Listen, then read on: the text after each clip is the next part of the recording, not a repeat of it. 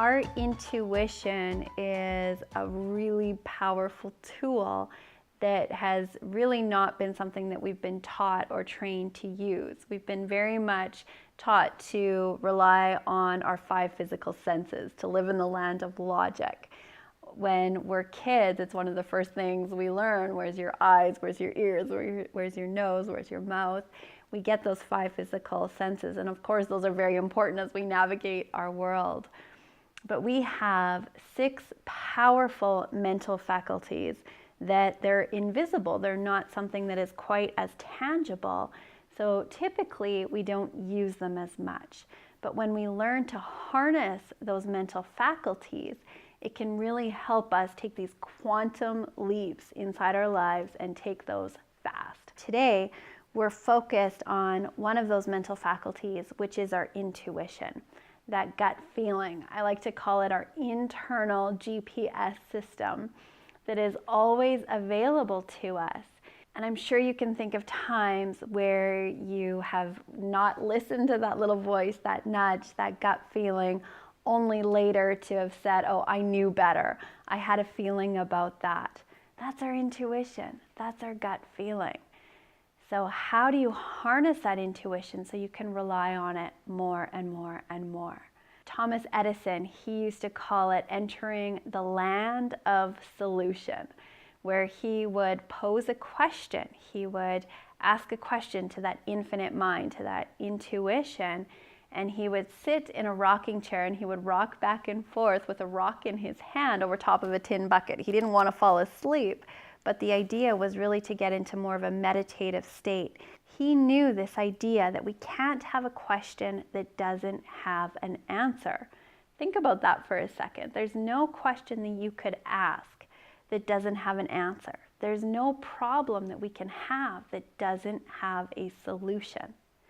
Most of us, though, we rely again on that land of logic, the pros and the cons, the thinking about it, to try and solve that problem.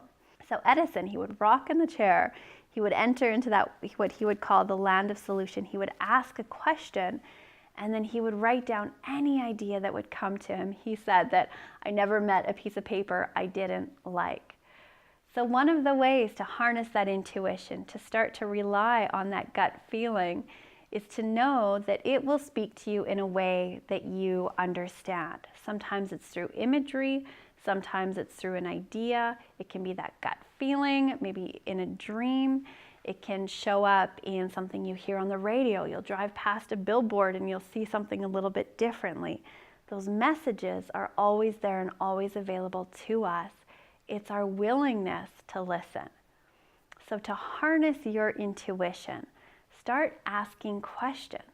What's a step I can take towards my vision? Before you go to sleep at night, pose a question when you're looking for an idea, a problem. And the more that you invite those questions and then listen for the answers, stay open, stay curious to the answers showing up for you. There was many, many times where I was sitting around a boardroom table with individuals who were much older than I was, who I would have considered much wiser, had way more experience than I did. And oftentimes sitting at those boardroom tables, I would have an idea. An idea would land and I would quickly dismiss it.